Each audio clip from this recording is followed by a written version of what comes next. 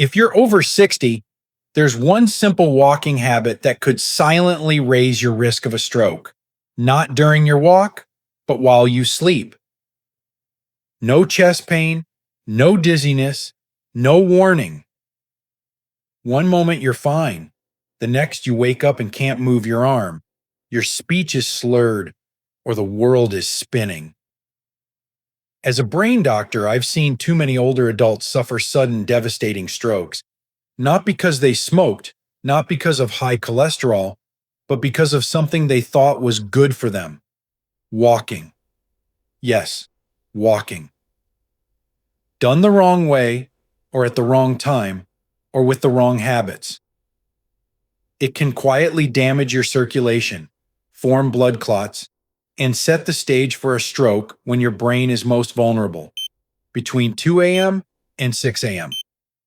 In this video, I'll show you 9 walking mistakes I've seen cause real harm in older adults, even the healthiest ones. And I'll share real patients who thought they were doing everything right until one walk changed their life forever. If you care about your brain, your independence, or someone you love, don't miss this.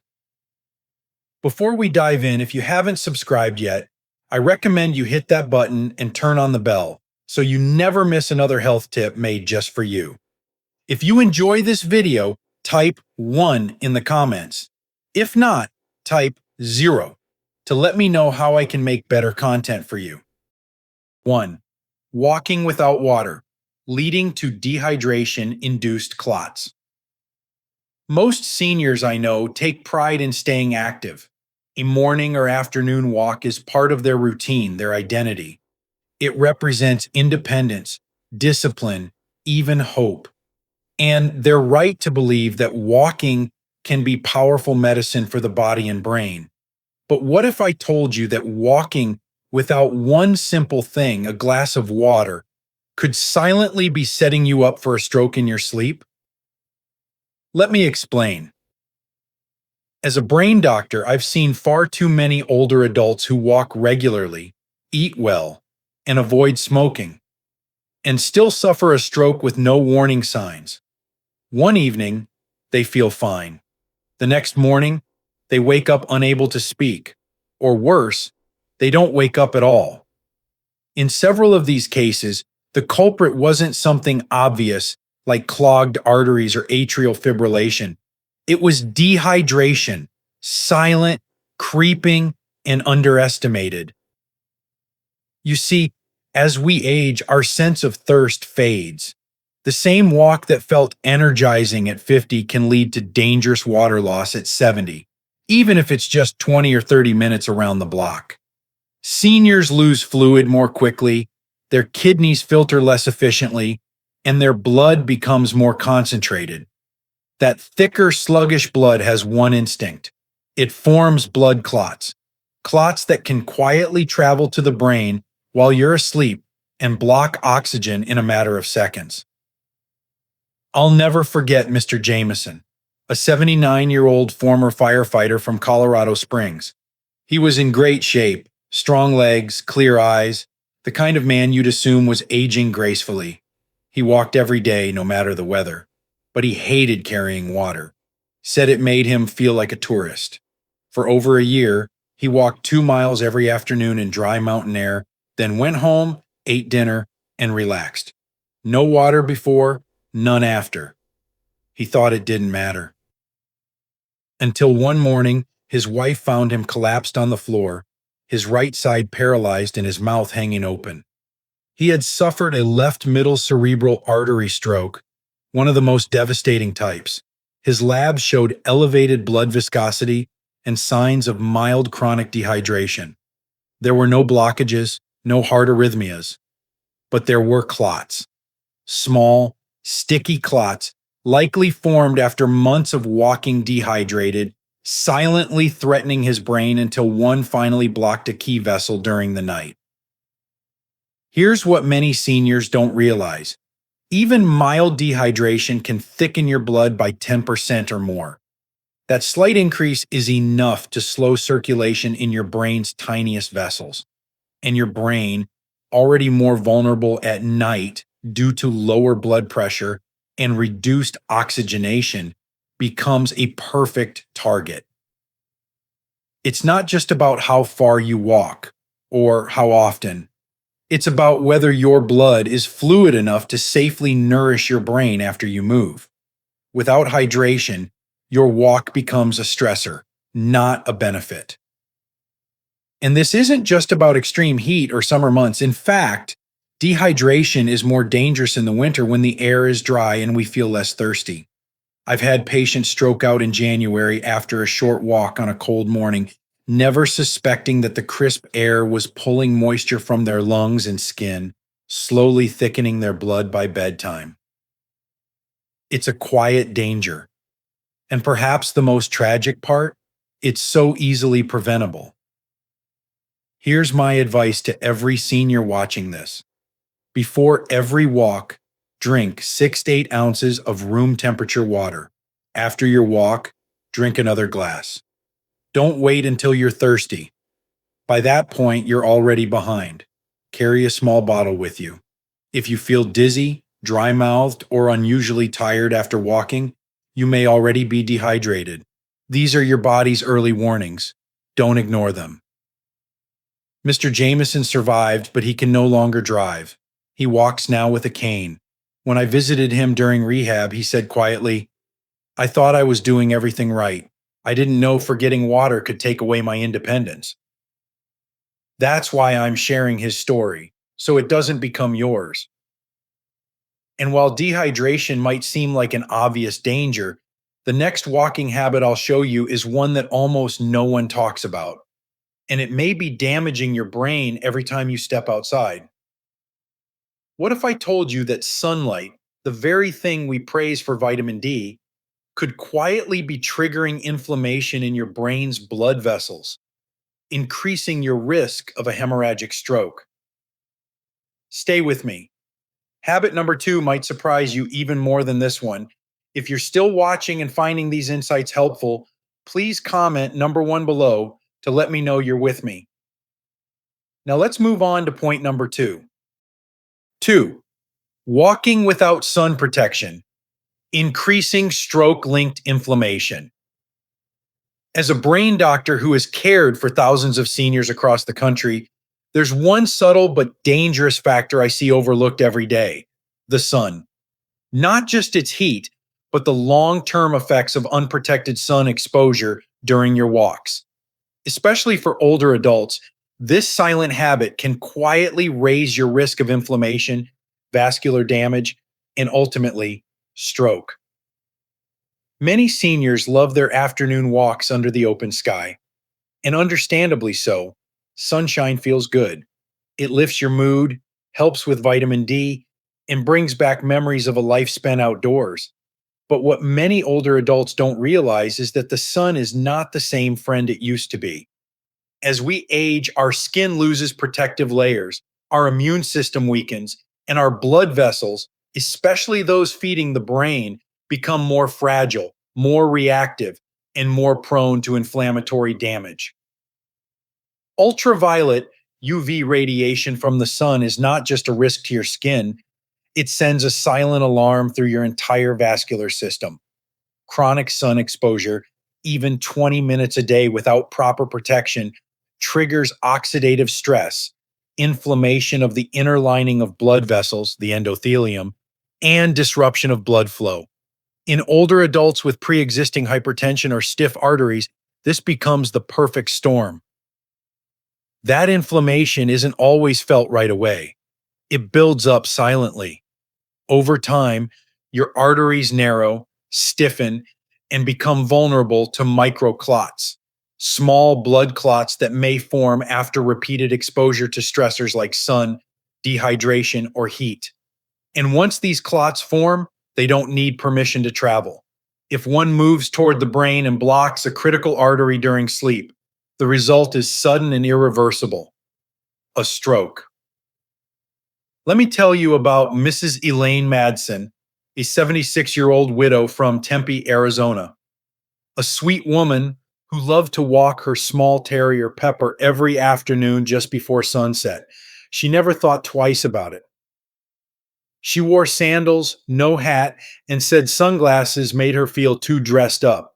She believed she was doing something good for her body. But over time, her blood pressure readings began to fluctuate. She experienced fatigue, dizziness, and blurry vision, symptoms she dismissed as normal aging. Until one early morning, her daughter found her on the kitchen floor, unable to speak, her face drooping on one side. A left-sided ischemic stroke had taken away her ability to communicate. When we examined her medical records and blood work, we found no signs of atrial fibrillation, no major plaque buildup, but we did see chronic endothelial inflammation, elevated C-reactive protein, a marker for vascular stress, and signs of oxidative damage.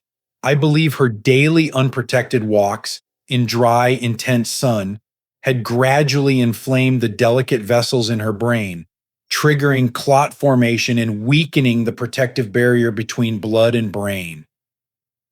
Here's what makes this so scary. Elaine didn't feel sick.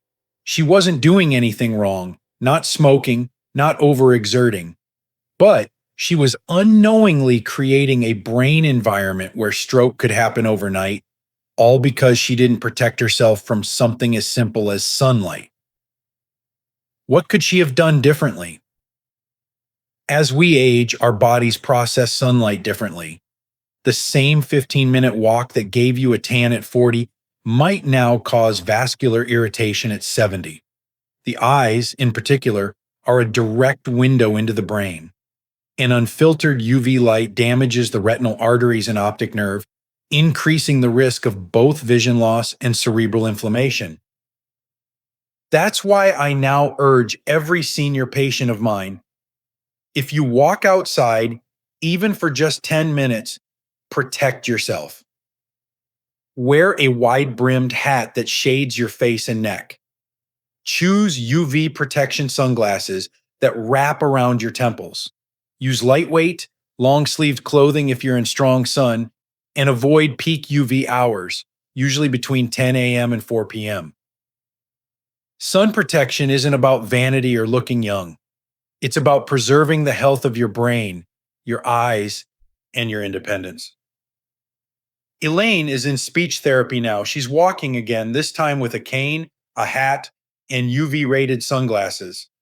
She told me with effort, "I didn't know the sun could hurt my brain. I thought it only aged my skin." That misunderstanding cost her part of her independence. It doesn't have to cost you yours. If you've been walking without sun protection, especially in warm or dry climates, I urge you to take this seriously. Your brain remembers everything you do to it and everything you don't. But if you think sun exposure is a hidden danger, wait until you hear what happens when you walk alone, with no one there to catch the signs if something goes wrong. What if your next walk was the one where your legs failed you and no one was there to notice? Stay with me. Habit number 3 may be the most isolating and the most dangerous stage of them all. 3. Walking in isolation. No one to notice warning signs. There's something beautiful about walking alone. For many older adults, it's a quiet moment of peace, a daily ritual to gather thoughts, enjoy nature, or feel just a little more in control. You may not want conversation, company, or noise. After all, you've earned the right to enjoy solitude. But there's a hidden danger in this habit that too few seniors recognize until it's too late. As a brain doctor, I've seen the devastating consequences of walking in isolation, especially in people over 65. Not because walking is bad, walking is vital. But when you walk alone, there is no one there to notice the signs when your body starts to fail you. And in older adults, the warning signs of a stroke or transient ischemic attack, TIA, can be so subtle, so quick, and so easy to ignore, unless someone else is watching. Many strokes don't begin with someone collapsing in the street. They start with small moments, A slight slurring of words, a few seconds of confusion, a brief numbness in one arm or leg. And when you're alone, you may chalk it up to fatigue or aging. You may not realize that a small blood clot has already formed, perhaps due to dehydration, high blood pressure, or chronic inflammation, and is now interrupting oxygen flow to part of your brain. I'll never forget Mr. Leonard Baines, a 75-year-old widower from Minnesota. He was fiercely independent and proud of it. "Doc, I've walked every day since my wife passed," he told me. "It keeps me grounded." Every morning he walked 2 miles through his neighborhood. No phone, no walking partner, just a light jacket and a baseball cap. One frosty January morning, Leonard experienced what he later described as a weird spell. He suddenly forgot which direction he came from. His right leg felt heavy, like it wasn't quite obeying, but no one was around. So he rested on a bench, waited until he felt normal again, and finished his route. The next morning, he woke up with a pounding headache, blurred vision, and confusion. His daughter called 911. He had suffered a cerebral embolism, a type of stroke caused by a clot that traveled to his brain, and the strange episode on the bench the day before. That was a mini stroke, his body's desperate whisper that something was wrong. If someone had been walking with him, they might have noticed his slurred speech, his staggered gait, his sudden forgetfulness. They might have called for help before permanent damage was done. But he was alone. And so he waited, and that delay cost him. Leonard eventually recovered, but his speech remained slow, and he struggles with balance. "I wish someone had been there," he told me later, just to say, "Hey, Leonard, something's not right." And that's exactly the point. You don't walk alone because you're careless. You walk alone because you're strong. But strength doesn't mean refusing help. It means being wise enough to recognize when your body needs a second set of eyes. Because here's the scary truth. Many seniors don't even know they've had a stroke until days later.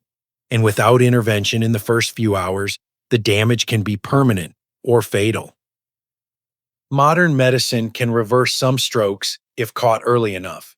Medications like TPA, tissue plasminogen activator, can dissolve clots, but only within a narrow window, usually 3 to 4.5 hours. And if no one sees your symptoms begin, that window quietly closes while you rest or wait. So what can you do? You don't have to give up your independence, but consider walking with a partner, even once or twice a week. Join a local senior walking group. Let a neighbor know your route and check in afterward. At the very least, carry a smartphone or medical alert bracelet that can detect falls or send help. This small shift in routine may not seem like much, but it could be the difference between catching a stroke early and never getting the chance to. Leonard walks again now, but he walks with his daughter. They chat, they watch each other, and he told me something I think about often. "Solitude is peaceful, Doc, but silence can be deadly." And he's right. Now you might be thinking, as long as I don't overeat or overexert, I should be fine, right? But what if the very timing of your walk, when you choose to lace up those sneakers, could quietly increase your stroke risk by altering your blood flow after dinner? Coming up next, how walking after a heavy evening meal could send your blood pressure soaring overnight, and why your digestive system may be stealing circulation from your brain when you need it most. Stay with me. Habit number 4 may surprise you. If you're still watching and finding these insights valuable, please comment number 1 below to let me know you're here. Now let's keep going with point number 4. 4.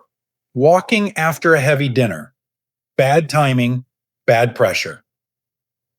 There's something comforting about taking a walk after dinner.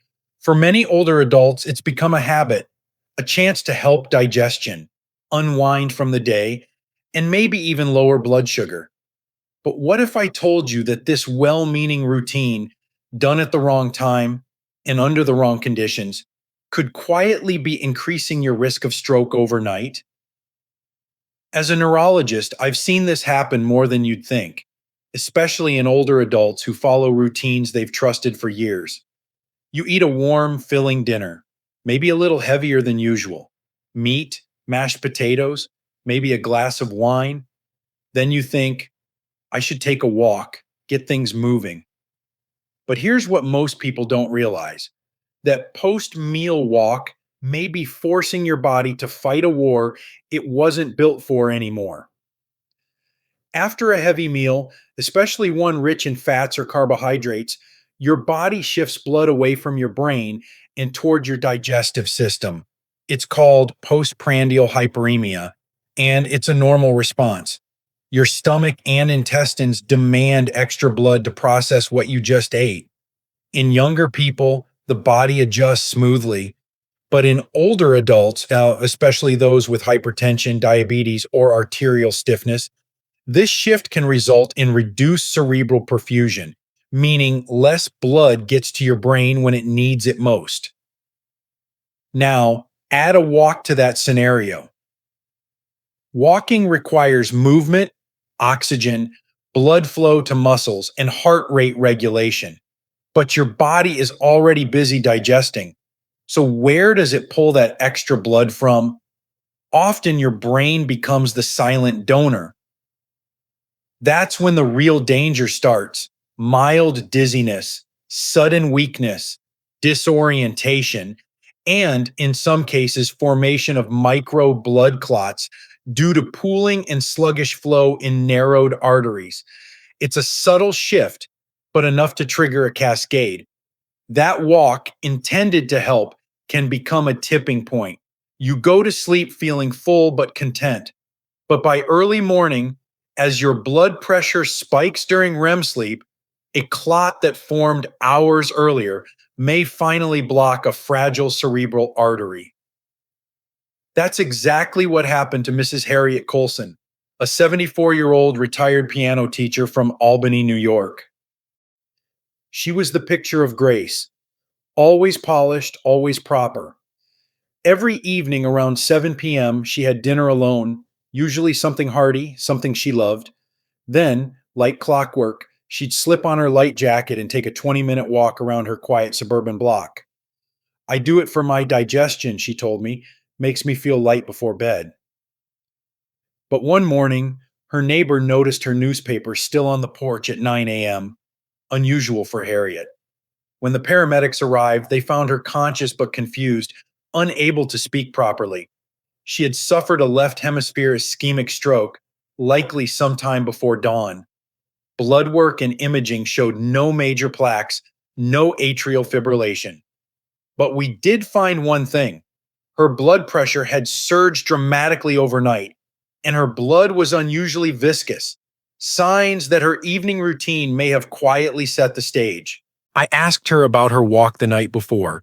She'd had pork chops, potatoes, and a slice of pie. She left for her walk only 15 minutes later. Her body, still trying to digest a heavy meal, had to compete for circulation. And when the stroke hit during sleep, there was no warning, no sound, just silence. Harriet survived. She's in speech therapy now. But she told me recently, I thought I was doing the right thing. I didn't know walking too soon after dinner could take away my words. Her story breaks my heart, not because she made a mistake, but because so many seniors do the same thing without knowing the risk. They think, if I move more, I'll be healthier. And that's true, but timing matters. For older adults, I recommend waiting at least 90 minutes after a heavy meal before walking. And if you walk after dinner, keep it light, both the meal and the walk. A gentle stroll is fine, but long or brisk walks too soon after eating can overload your system. Instead, try short indoor movement, gentle stretching, light housework, and save structured walking for earlier in the day when your body is more ready. You don't have to give up your walks. You just have to respect what your body is trying to tell you now. And remember, your brain is most vulnerable at night, when blood pressure naturally rises during REM sleep. If a clot forms earlier in the evening due to poor circulation or blood flow imbalance, it can quietly wait until the perfect storm comes. Harriet walks again, but now she eats lighter at night. She waits, she listens, and she told me, I finally realized my body isn't 40 anymore. It's not about doing more, it's about doing it wisely. And speaking of wisdom, have you ever thought about how the way you stand and move during your walk might be silently cutting off blood flow to your brain? Coming up next, how poor walking posture, especially a forward head tilt, can slowly squeeze your neck arteries and lead to stroke without warning. Don't miss habit number 5. It may be the most overlooked and the most dangerous by a walking mistake of all. 5. Walking with poor posture. The hidden stroke. Risk most seniors ignore. Most older adults I speak with take great pride in their daily walks. It's their way of staying strong, mobile, and independent. But very few realize that the way you carry yourself, the posture you hold during those walks, can quietly be putting your brain in danger. It's not about speed, distance, or fancy equipment. It's about alignment. And for those over 65, poor walking posture isn't just uncomfortable, it could be deadly. As we age, gravity pulls a little harder on us. Shoulders round forward, the neck begins to tilt down. We shift our gaze toward the ground, fearing a fall, trying to spot uneven pavement. It feels instinctive, like we're protecting ourselves. But what we're really doing without even knowing it is compressing the arteries in our neck that supply blood to our brain, especially the carotid arteries. Your carotid arteries are like highways that carry oxygen-rich blood from your heart straight to your brain. When you chronically bend your neck forward, tilt your head down, or allow your shoulders to slump while walking, you narrow the space in your cervical spine and reduce the efficiency of these critical vessels. In older adults whose arteries may already be stiff or partially narrowed from plaque, even minor compression can significantly decrease blood flow to the brain. And when blood flow slows, it becomes more likely that blood clots will form. The turbulence in narrowed arteries can trigger platelet activity, leading to clot formation. And a clot that forms near the base of the skull doesn't have far to travel. One wrong move, one clot dislodged, one quiet night, and suddenly you've suffered a stroke in your sleep. Let me tell you about Mr. Albert Knox, a 78-year-old retired accountant from Illinois. He came to my clinic last year after suffering a transient ischemic attack, a mini stroke. His symptoms were brief but terrifying. He'd been out for his morning walk when he suddenly felt lightheaded and lost his balance. His vision blurred, his left hand tingled, and he had trouble forming his words. It passed within minutes, but it was enough to scare him. When we reviewed his case, his blood work was stable, no atrial fibrillation, no major cholesterol issues. But when I asked him to show me how he walked, I immediately saw the problem. His posture was severely slouched. He looked straight down while walking, his neck bent at nearly a 45-degree angle. He said he started walking that way after a fall 2 years ago. Just to be safe, he explained. But ironically, that protective instinct had quietly become the source of risk. We performed a carotid ultrasound while he held his usual walking posture, and sure enough, the blood flow through his carotid arteries dropped significantly when his neck was flexed forward. His body had adapted to this slouched position, and his brain had been slowly receiving less oxygen with every step. That morning's walk, likely the final push that disrupted a clot that had formed in one of those compressed vessels. Albert was lucky. The TIA left no permanent damage, but it was a wake-up call. I thought walking was helping, he told me. I didn't know the way I walked could be the very thing that harmed me. Since then, we've worked together on posture correction, physical therapy, core strengthening, a slight elevation of the gaze, and the use of walking poles to guide alignment. His gait is stronger now, his confidence is higher, and most importantly, he's no longer silently starving his brain of blood. So if you're over 65 and walking regularly, I urge you to ask yourself, what does my posture look like? Am I looking down at the ground or ahead toward life? Because your brain needs that oxygen. It needs clear, open vessels to function and protect you. Here's what you can do starting tomorrow. Lift your chin. Keep your gaze about 10-15 feet ahead of you. Gently pull your shoulders back. Imagine a string lifting the crown of your head. Use trekking poles or a light walker if you need stability. Stretch your neck and upper back daily. Posture is a muscle memory. It can be retrained. Don't wait until the dizziness comes. Don't wait until you hear your speech slur in the mirror. By then, it may already be too late. Protect your brain now, not just by walking, but by walking right. Albert told me something during his last visit that stuck with me. I thought a fall would be my biggest danger. Turns out it was the way I stood. And if posture, something so small, so ordinary, can affect blood flow to your brain, imagine what happens when the very shoes you wear silently throw your balance off and send your blood pressure into chaos. Coming up next, how the wrong footwear, too hard, too tight, or too flat, can disrupt your circulation, increase fall risk, and set the stage for stroke. Stay with me. Habit number 6 may be right under your feet, and you may not even realize it. 6. Wearing the wrong shoes, affecting blood flow and fall risk. For most people, shoes are just something you put on without thinking, a part of your daily routine. But if you're over 65, the shoes you choose, the shape, the support, the sole, can mean the difference between protecting your brain and triggering a catastrophic stroke. This isn't just about comfort. It's about circulation, balance, blood pressure, and clot formation. As a neurologist, I've seen firsthand how something as simple as footwear becomes a hidden health hazard. Over time, the wrong shoes do more than just hurt your feet.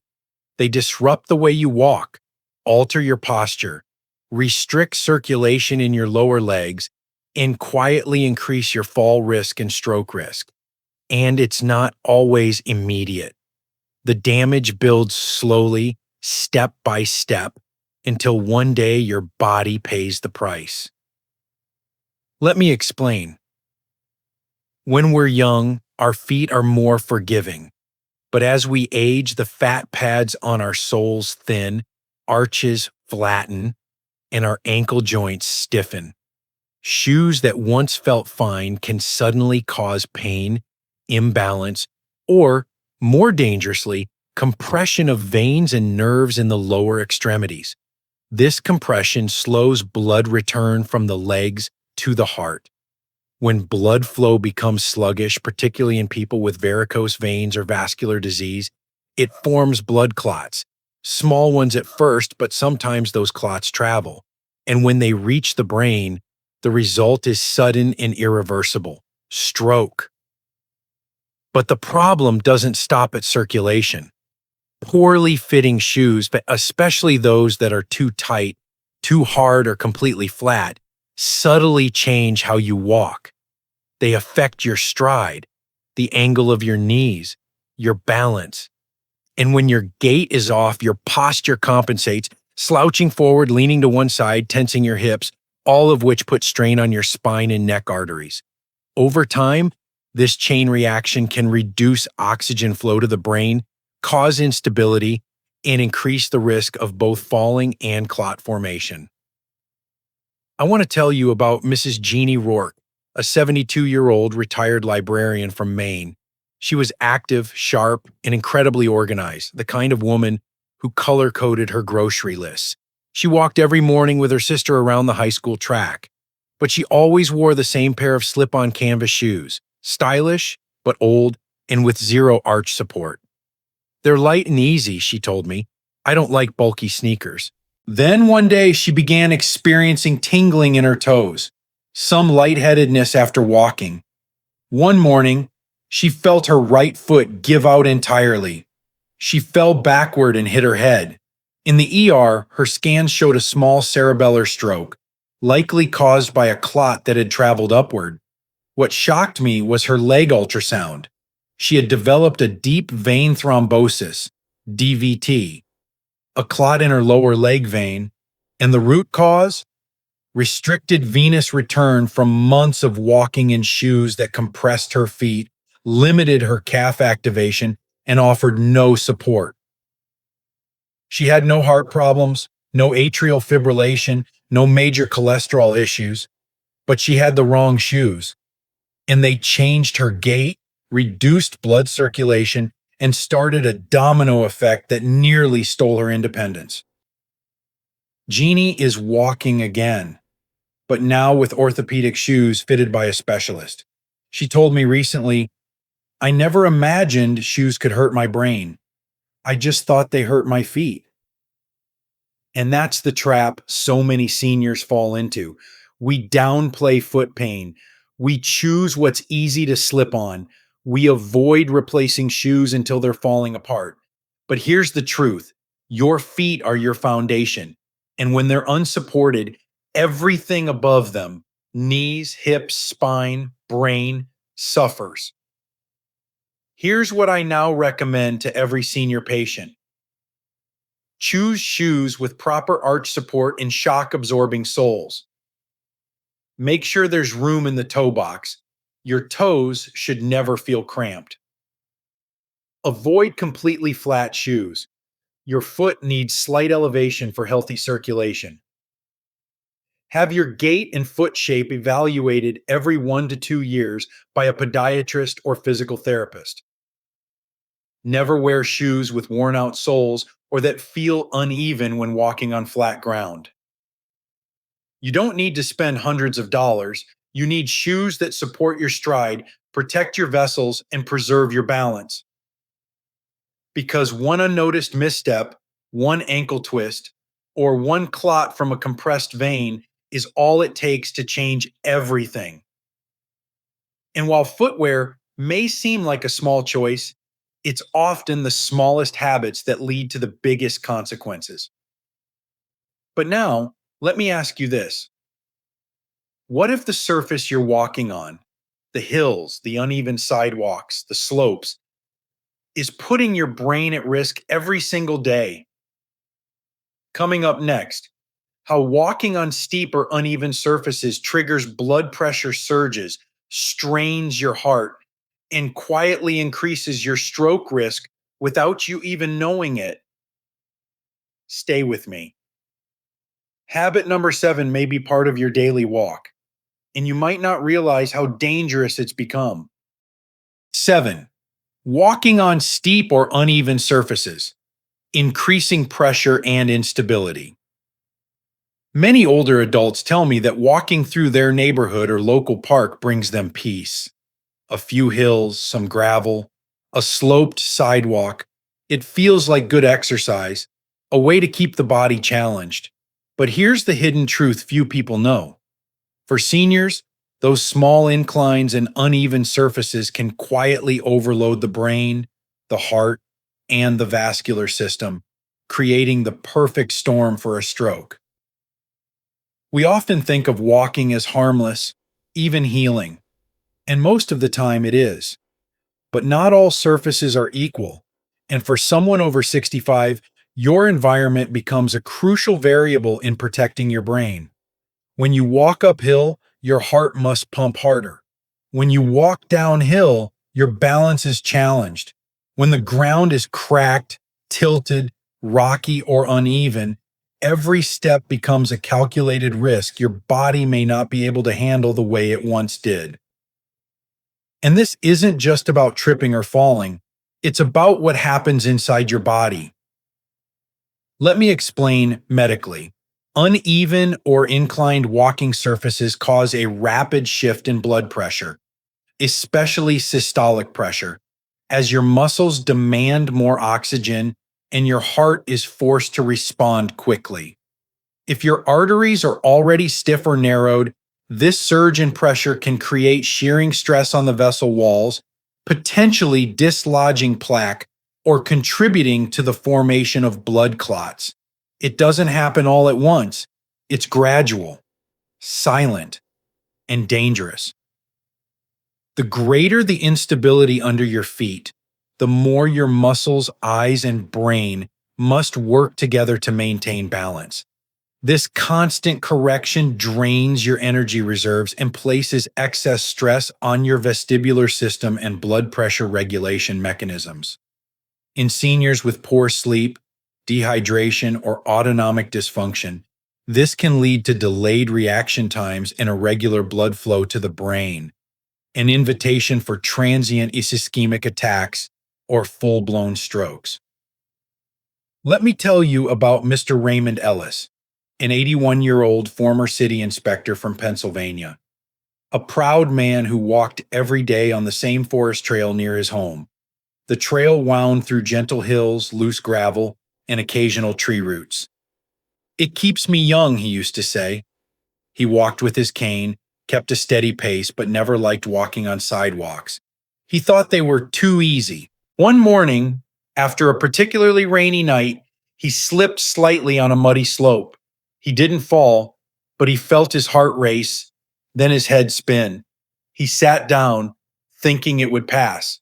Hours later, his neighbor found him at home, confused and slurring his words. He'd suffered a right-sided parietal stroke, one that affected his memory and balance. When we reviewed his case, his blood pressure had surged significantly during that morning walk. Imaging revealed microclots in his cerebral vessels, and the likely trigger was a sudden spike in vascular stress combined with slight dehydration. The uneven, inclined terrain he walked every day, believing it made him stronger, had pushed his cardiovascular system beyond its safety threshold. Raymond later said, "Doc, I thought the hills were helping me. I never guessed they were hurting my brain." His story is not uncommon, yo. As we age, our baroreceptors, the sensors in our body that regulate blood pressure, become less responsive. That means your body doesn't adapt to blood pressure shifts as quickly, especially during physical exertion on changing terrain.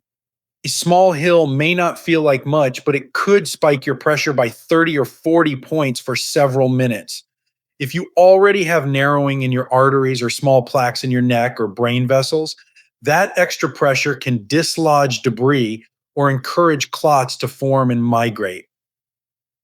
This doesn't mean you should stop walking, but it does mean you need to walk smart.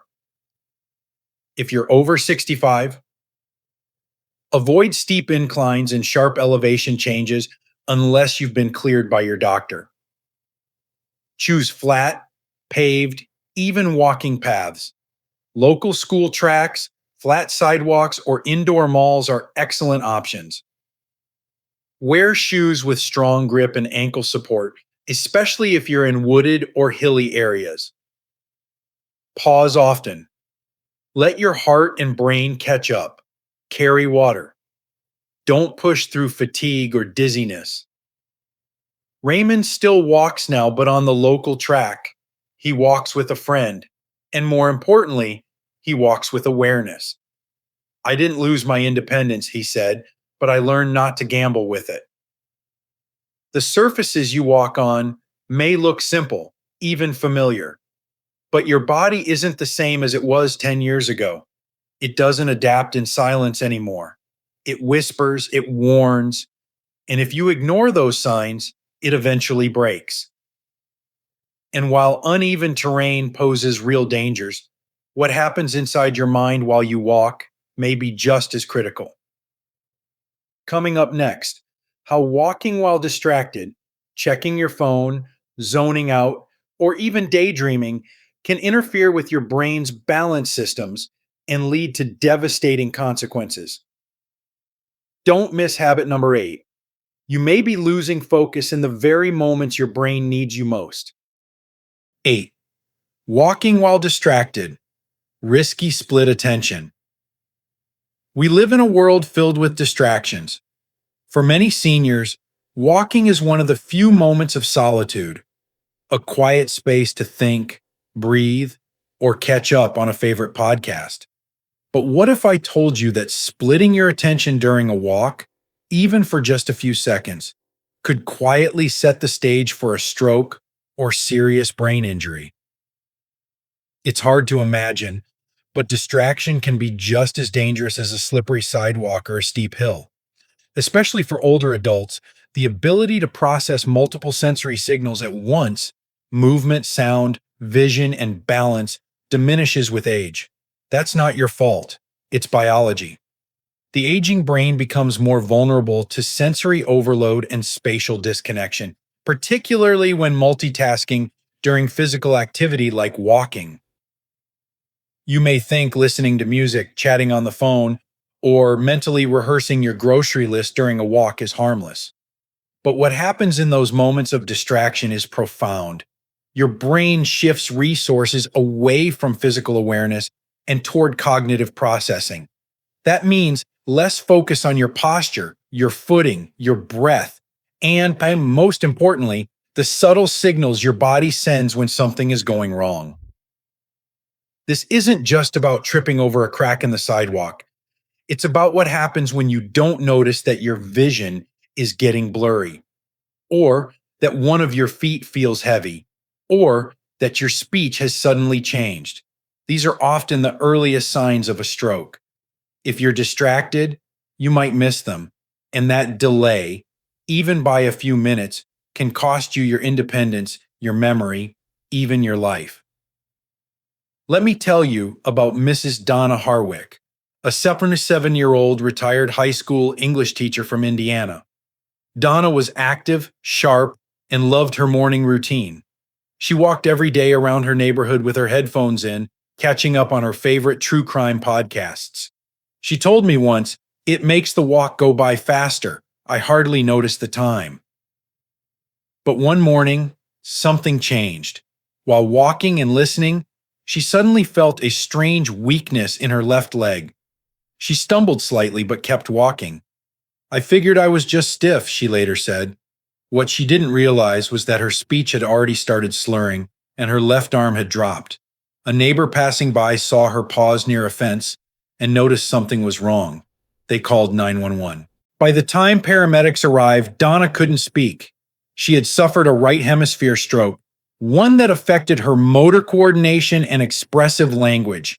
Imaging showed a clot lodged in her middle cerebral artery, and her blood work revealed moderate dehydration and slightly elevated blood pressure, but no major underlying disease. We believe the clot had likely formed slowly, possibly due to cumulative stress, age-related vascular stiffening, and dehydration.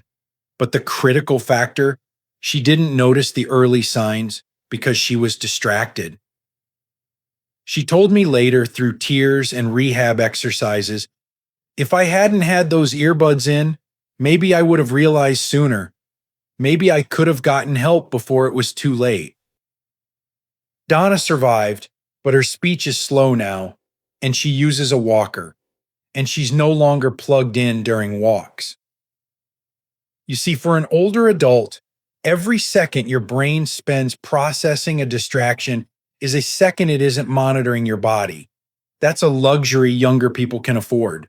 But for seniors, especially those with high blood pressure, diabetes, or vascular disease, your brain is already working hard to keep balance, regulate breathing, and maintain awareness. Add a podcast, a phone call, or even a deep daydream to that equation, and you tip the balance in the wrong direction. Distraction doesn't just increase fall risk, it lowers the chance that you'll notice a stroke as it begins. And with strokes, time is brain. Every minute without treatment destroys nearly 2 million brain cells. Your best defense isn't just medication or diet, it's awareness. Here's what I now tell all my older patients. When you walk, make it sacred. No headphones, no phone calls. Don't rehearse arguments in your head or mentally plan dinner. Walk with intention. Be present. Listen to your body, and it's always speaking. And if something feels off, a tug in your leg, a sudden chill, a weird taste in your mouth, a stumble that seems too sudden, stop. Call someone. Get checked. It could be nothing. Or it could be the start of something life-changing. Because distraction is not just mental. It steals your ability to protect yourself when your body whispers. Donna's story is a hard one, but she tells it with purpose now. I used to walk to escape my thoughts, she said. Now I walk to listen to them. And while distraction can pull your mind away, there's one more walking habit that strikes even when everything else seems perfect. One that happens not during the walk, but after it's over, while you're sleeping. Coming up next, how walking too late in the evening can quietly disrupt your blood pressure patterns, overstimulate your nervous system, and set the stage for a stroke in the middle of the night. Stay with me. Habit number 9 may be the one that hits hardest because it feels the safest. 9. Walking too late in the evening, triggering nighttime blood pressure spikes. It sounds innocent enough. A peaceful evening walk after dinner. The sun has set, the air is cool, the world is quiet. For many seniors, this time feels like the safest, calmest part of the day. But what if I told you that walking too late in the evening may actually be silently setting you up for a stroke while you sleep? This habit, often done with the best intentions, can trigger a cascade of physiological changes in the aging body that are far more dangerous than they appear. Let's begin with what the body does naturally at night. Around 2 to 4 a.m., your brain and heart go through their most vulnerable period. Blood pressure tends to spike sharply during REM sleep. It's a natural response tied to hormonal shifts and sleep cycles. In healthy young adults, the body buffers this shift with strong vascular tone and fluid pressure regulation. But in older adults, especially those with stiff arteries, high blood pressure, or past cardiovascular issues, this early morning blood pressure surge can be deadly. Now, combine that risk with a late walk, one that ends within an hour or so before bedtime. What most people don't realize is that exercise stimulates the sympathetic nervous system, the same system that revs up your heart rate, raises adrenaline, and activates your muscles. After a late walk, your brain remains alert, your heart works a little harder, and your blood vessels remain constricted longer into the night. This overstimulation doesn't just delay your ability to fall into restorative sleep, it keeps your system on alert during the exact hours when your body should be winding down. And that imbalance, that failure to reset, can trigger a stroke during sleep. I remember one patient clearly, Mr. Dennis Monroe, 80, from South Carolina, a retired veteran with a sharp mind and a soft smile. He walked every evening at 8 p.m., sometimes later. "Helps me digest," he said, "and I love the stars." He believed it helped him sleep, and in many ways it did, but not in the way he hoped. One night, Dennis didn't wake up at his usual 6 a.m. His wife found him in bed, his breathing shallow, his face slack on one side. He had suffered a massive ischemic stroke in the early morning hours. The clot had lodged in the posterior cerebral artery, affecting his vision and balance centers. When we reviewed his history, he had no active heart disease. His cholesterol was under control, but his blood pressure spiked to 190/110 just after 3 a.m. The neurologic imaging and lab markers pointed to a common but overlooked cause: autonomic dysregulation triggered by late physical exertion, leading to nocturnal hypertension and clot formation. His evening walks, while gentle, had become the tipping point in a system already vulnerable to pressure shifts. Dennis survived, but not without consequences. He now walks with help. He can no longer drive. And the hardest part for him? He did everything right. He avoided alcohol. He watched his salt. He never smoked. But no one had told him that the time he chose to walk could undo all the good he was trying to build.